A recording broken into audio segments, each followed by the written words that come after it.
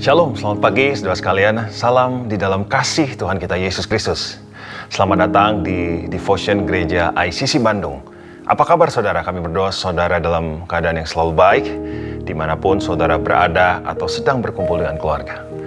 Devotion pada pagi hari ini, saya beri judul, Apakah Saya Percaya? Nah saudara terkasih, kita sudah memasuki tahun yang baru. Ada satu hal penting yang menjadi dasar di dalam kehidupan kita yang kita perlu perhatikan memasuki tahun yang baru ini, yaitu bagaimana kepercayaan kita kepada Tuhan. Apakah kita percaya kepada janji-janji Tuhan, ataukah kita justru meragukan dan tidak percaya kepada janji Tuhan? Mari kita cek ke diri kita masing-masing, apakah saudara percaya kepada janji Tuhan? Bagaimana dasar kepercayaan kita kepada Tuhan, mumpung ini adalah tahun yang baru, saudara sekalian. Nah, pada pagi hari ini, mari kita belajar dari satu kebenaran firman Tuhan, yaitu tentang 12 pengintai. Nah, saudara terkasih, apa yang dapat kita pelajari dari kisah tentang 12 pengintai pada pagi hari ini? Peristiwa tentang 12 pengintai ini adalah babak yang sangat penting bagi bangsa Israel. Kenapa? Karena kisah tentang 12 pengintai ini menjadi penentuan siapakah yang akan masuk ke dalam tanah perjanjian dan siapa yang tidak bisa masuk ke dalam tanah perjanjian. Mari kita mulai dengan membaca satu ayat firman Tuhan, yaitu Bilangan 13 ayat yang kedua. Mari kita baca bersama-sama saudara. Saya akan bacakan buat saudara. Suruhlah beberapa orang untuk mengintai tanah Kanaan yang akan kuberikan kepada orang Israel. Dari setiap suku nenek moyang mereka haruslah kau suruh datang seorang, semua pemimpin-pemimpin di antara mereka. Saudara sekalian, flashback sedikit. Bangsa Israel telah keluar dari tanah Mesir dan mereka berjalan di padang gurun menuju tanah perjanjian. Nah, sebelum mereka masuk ke dalam tanah perjanjian, mereka menempuh perjalanan yang panjang dan peristiwa 12 pengintai ini terjadi, yaitu mereka mau memata-matai tanah yang dijanjikan Tuhan kepada mereka. Apa yang mereka lakukan di sana? Pengintaian itu untuk ngapain, saudara? Kita buka Bilangan 13 ayat 18 sampai yang ke-20. Dan amat-amatilah bagaimana keadaan negeri itu. Apakah bangsa itu yang mendiaminya kuat atau lemah? Apakah mereka sedikit atau banyak? Dan bagaimana negeri yang didiaminya? Apakah baik atau buruk? Bagaimana kota-kota yang didiaminya? Apakah mereka diam di tempat-tempat yang terbuka atau di tempat-tempat yang berkubu? Dan bagaimana tanah itu? Apakah gemuk atau kurus? Apakah ada di sana pohon-pohonan atau tidak? Nah, saudara terkasih, apa yang dapat kita pelajari mumpung ini tahun yang baru dari kisah tentang 12 pengintai? Yang pertama adalah, percayalah kepada Tuhan sejak awal. Saudara, tahukah saudara bahwa kisah tentang 12 pengintai ini bukanlah inisiatif dari Tuhan, tetapi ini adalah inisiatif dari bangsa Israel sendiri. Pengintaian itu bukanlah inisiatif dari Tuhan, tetapi itu adalah inisiatif dari bangsa Israel sendiri. Kita buka di dalam Ulangan 1 ayat yang ke-22. Saya akan bacakan buat saudara. Lalu kamu sekalian mendekati aku dan berkata, marilah kita menyuruh beberapa orang mendahului kita untuk menyelidiki negeri itu bagi kita dan membawa kabar kepada kita tentang jalan yang akan kita lalui dan tentang kota-kota yang akan kita datangi. Jadi saudara terkasih, bangsa Israel ngelobi Musa, mendekati Musa, dan kemudian mereka berniat untuk mau ngintip dulu tanah perjanjiannya. Kira-kira keberadaan tanah yang Tuhan janjikan itu seperti apa? Jadi mereka mau recheck terlebih dahulu. Tanah yang Tuhan janjikan itu, bagaimana keadaannya? Pertanyaannya, untuk apa mereka mau ngintip tanah perjanjian, tanah yang dijanjikan Tuhan kepada mereka? Kenapa saya bilang untuk apa? Karena begini saudara, Tuhan sendiri telah berjanji kepada mereka. Di dalam Keluaran 3 ayat 8, sebab itu aku telah turun untuk melepaskan mereka dari tangan orang Mesir dan menuntun mereka keluar dari negeri itu ke suatu negeri yang baik dan luas, suatu negeri yang berlimpah-limpah susu dan madunya, ke tempat orang Kanaan, orang Het, orang Amori, orang Feris, orang Hewi, dan orang Yebus. Saudara melihat, untuk apa mereka mengintai ke suatu negeri tanah perjanjian, di mana sebenarnya Tuhan sendiri yang berjanji akan menuntun mereka masuk ke dalam tanah itu. Saudara tahu tuntunan Tuhan kepada bangsa Israel dengan apa? Kita tahu ada yang namanya tiang awan dan ada namanya tiang api. Tuhan menuntun mereka dengan keajaiban tiang awan dan tiang api. Jadi, kisah tentang 12 pengintai, kisah pengintaian yang menjadi inisiatif bangsa Israel itu tidak dilakukan, nggak apa-apa. Pengintaian itu, tanpa pengintaian mereka pun, Tuhan akan menuntun mereka masuk ke dalam tanah perjanjian. Apakah tiang awan dan tiang api dari Tuhan tidak cukup untuk menuntun mereka masuk ke dalam tanah perjanjian? Jadi mereka mau mengecek dulu kondisi real dari tanah perjanjian itu. Apakah Tuhan ini serius? Jangan-jangan Tuhan berdusta. Mengapa saudara? Karena tanah perjanjian itu sangat menarik. Sebelumnya mereka tinggal di Mesir. Mesir tidak berlimpah susu dan madu. Apakah mungkin tanah yang dijanjikan Tuhan sehebat ini? Apakah masa iya sih tanah sehebat itu diberikan kepada kita? Jadi biar lega kita cek dulu tanah perjanjiannya, kurang lebih seperti itu saudara. Padahal Tuhan sudah berjanji kepada mereka akan menuntun mereka masuk ke dalam tanah yang baik dan luas, berlimpah susu dan madu, yaitu tanah perjanjian.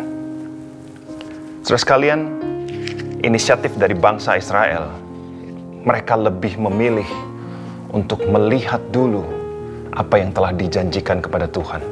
Dijanjikan Tuhan kepada mereka. Mereka melihat dulu baru percaya. Saudara, maka terjadilah kisah tentang 12 pengintai ini.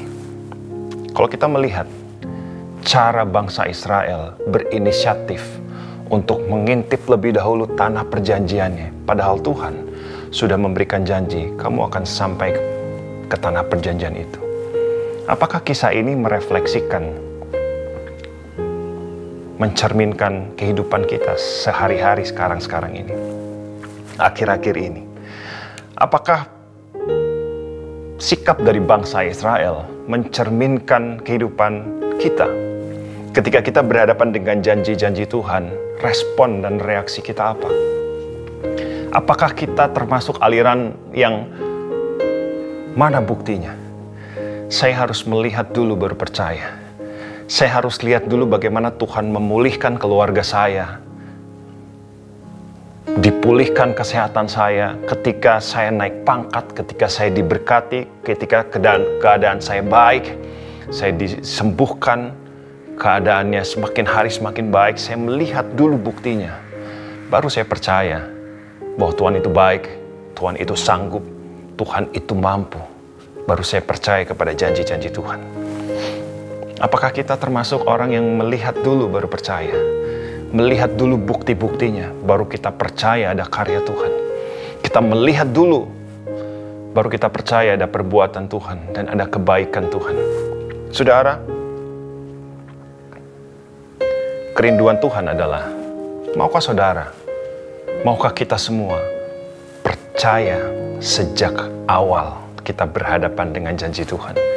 Jadi ketika Tuhan berfirman, Tuhan akan memulihkan, maukah di detik itu kita langsung percaya? Ketika Tuhan berjanji di dalam lembah kekelaman ada penyertaan Tuhan di dalam hidup kita, maukah kita percaya sejak awal tanpa melihat bukti lebih dahulu, tanpa mencurigai apakah Tuhan sanggup atau tidak, tanpa mempertanyakan, mempertimbangkan sampai di mana, sejauh mana kesanggupan Tuhan untuk turun tangan menolong kehidupan kita. Nah, saudara sekalian, maukah saudara percaya kepada Tuhan sejak awal bahwa Tuhan itu tidak pernah lalai menggenapi setiap janjinya di dalam kehidupan kita. Nah, saudara sekalian, Peristiwa tentang ke-12 pengintai ini terus berlanjut, saudara. Kita baca bersama-sama Bilangan 13 ayat yang ke-25. Sesudah lewat 40 hari, pulanglah mereka dari pengintaian negeri itu. Nah, saudara sekalian, ceritanya nggak cuma sampai situ. Setelah ke-12 pengintai ini pulang dari pengintaian selama 40 hari, ternyata kisahnya semakin menjadi-jadi, saudara. Terjadi ketegangan yang luar biasa. Karena hasilnya 12 orang ini pergi ke lokasi yang sama. Tapi saudara, ketika pulang, ada dua versi yang terjadi. Ada terbelah menjadi dua pihak. Dari 12 pengintai terbagi dua pihak. Yang pesimis itu 10 orang. Saya akan bacakan buat saudara, yaitu mereka dari suku Ruben, kemudian dari suku Simeon, dari suku Isakar, Benyamin, Zebulon, Manasye, dan Asyer, Naftali, dan suku Gad. Saudara sekalian, jumlah mereka di total dari 10 ini adalah 488.650 orang. Mereka adalah yang sudah disensus jadi laki-laki di atas 20 tahun, tidak termasuk perempuan dan anak kecil di bawah 20 tahun. Sangat banyak jumlahnya. Jadi dari 12 pengintai yang pesimis itu ada 10 orang. Tetapi yang optimis ada 2 orang. Yaitu dari suku Yehuda, Kaleb bin Yefune. Dan dari suku Efraim, Yosua bin Nun. Total di bawah mereka ini adalah pemimpin. Di bawah mereka ada 115.100 orang.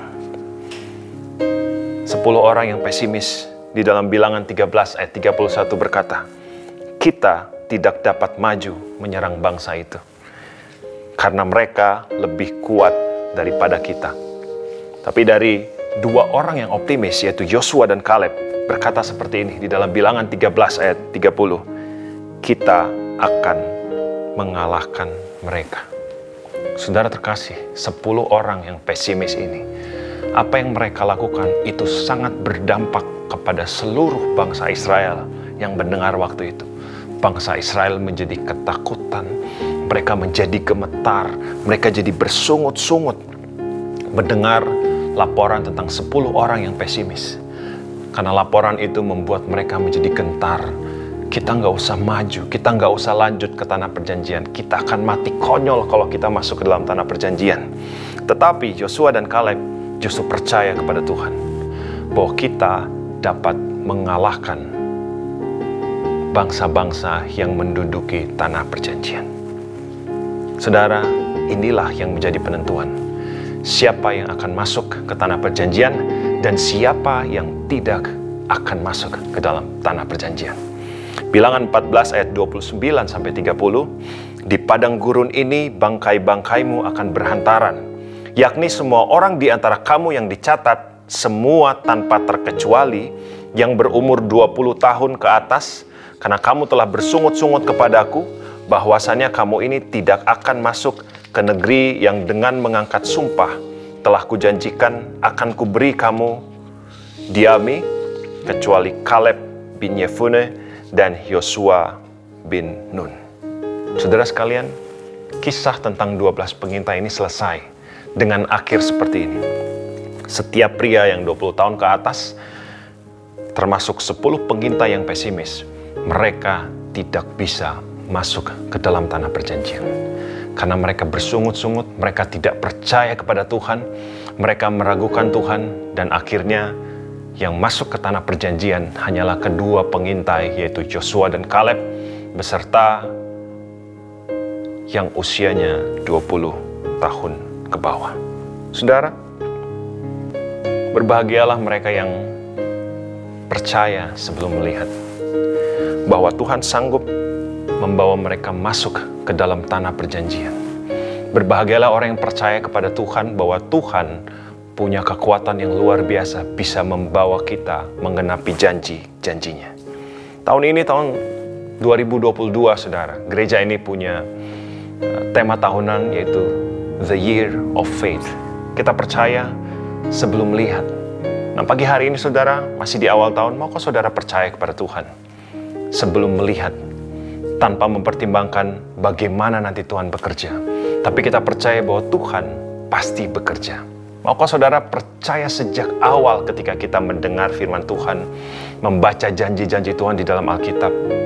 Maukah kita percaya sejak awal bahwa Tuhan itu bekerja, Tuhan itu hadir, Tuhan itu membawa hal-hal yang baik di dalam kehidupan kita. Dia Tuhan yang memulihkan, Dia Tuhan yang menyembuhkan, dan Dia Tuhan yang tidak pernah meninggalkan perbuatan tangannya.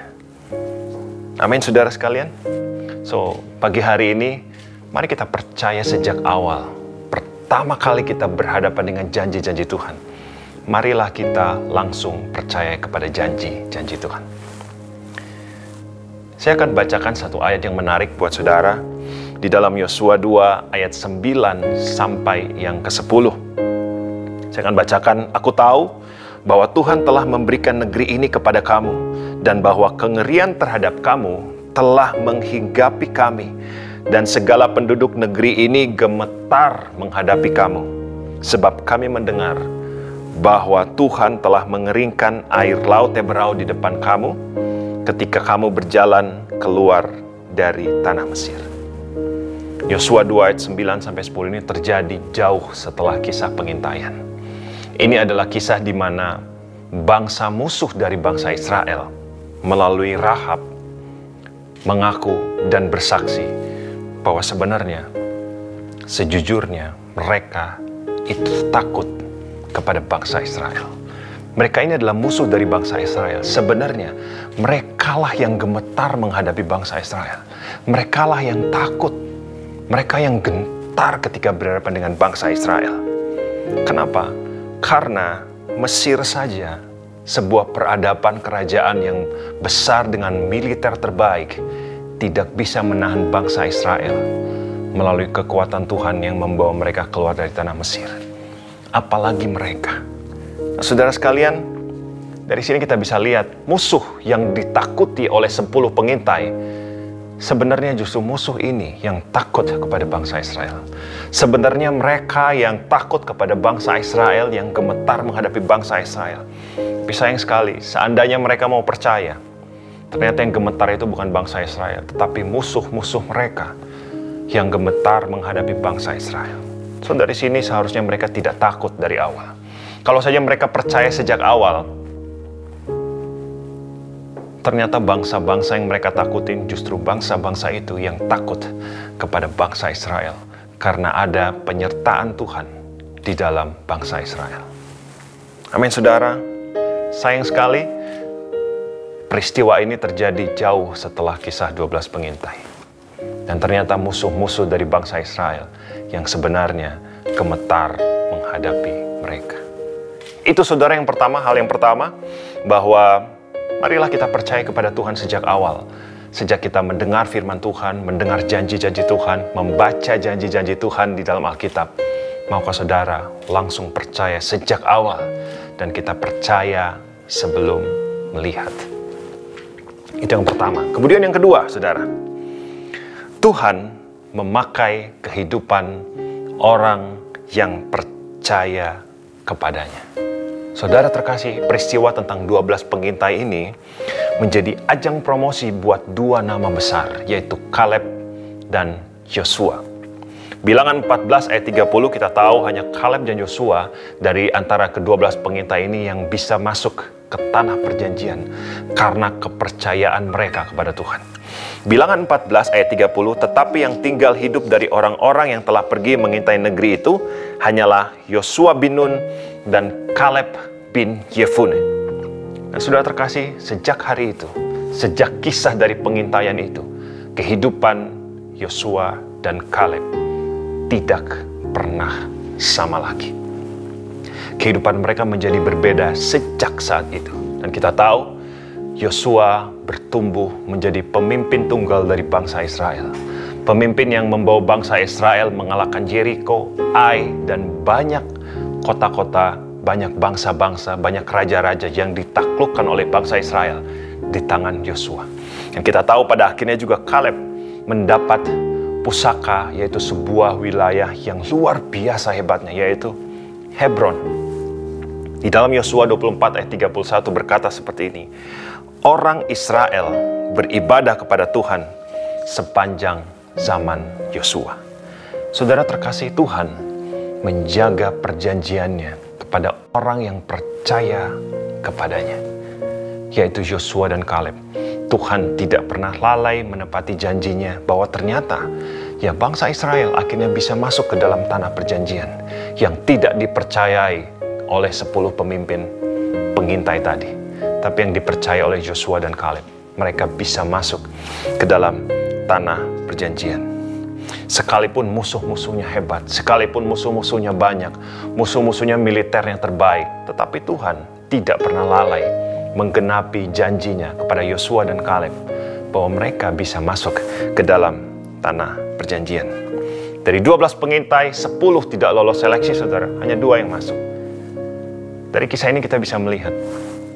Mari kita evaluasi kehidupan kita, saudara.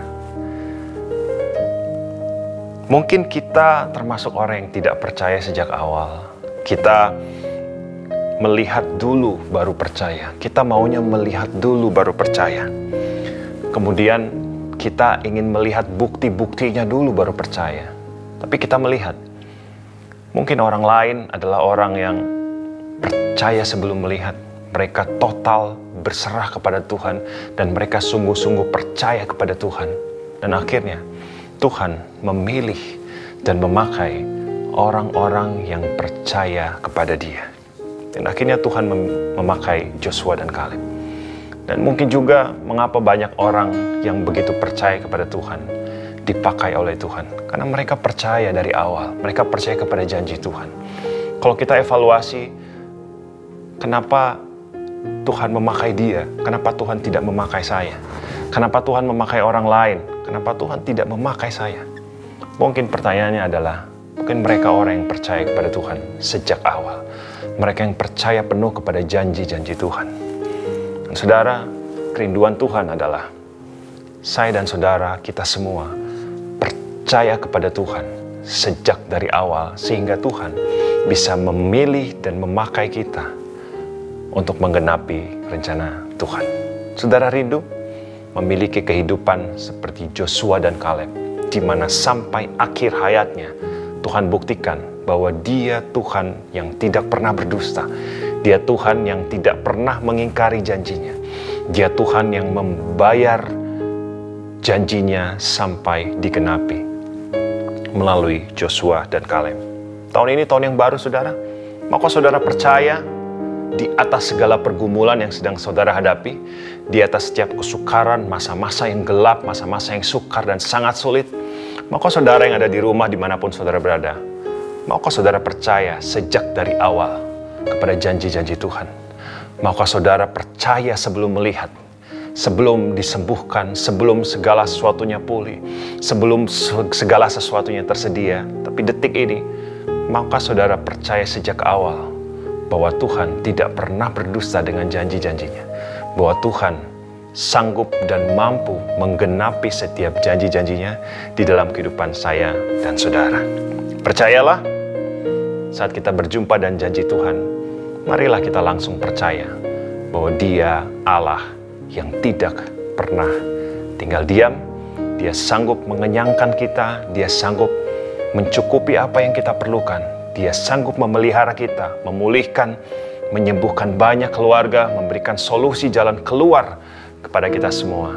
Dan kita percaya sepanjang tahun ini kita akan melihat perbuatan Tuhan terjadi di dalam hidup kita. Kebaikan dan kemurahan Tuhan menyertai kehidupan saya dan saudara. Amin. Mari kita berdoa. Tuhan Yesus, kami bersyukur untuk tahun yang baru. Kami berdoa sepanjang tahun ini, biar kami sungguh-sungguh punya kepercayaan yang luar biasa kepada Tuhan.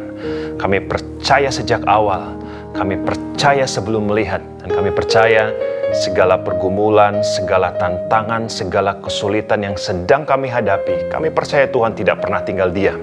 Yang sakit Tuhan sembuhkan, yang punya pergumulan keluarga, pekerjaan, hubungan, apapun itu Tuhan, kami percaya sejak dari awal bahwa Tuhan sanggup memberikan jalan keluar. Dan di atas segalanya Tuhan, nama Tuhan Yesus dipermuliakan. Saat ini Tuhan Yesus, biar kuasa kasih dari tempat yang maha tinggi menjamah setiap kami semua. Dipulihkannyalah kehidupanmu, disembuhkanlah penyakitmu, di dalam nama Tuhan Yesus Kristus. Terima kasih untuk hari ini, dan segala pujian, hormat, dan kemuliaan hanya bagi satu nama, di dalam nama Tuhan Yesus Kristus. Semua yang percaya pagi hari ini, mari sama-sama katakan, amin. Devotion pada pagi hari ini sudah selesai. Sampai jumpa di Devotion minggu depan. Tuhan Yesus memberkati.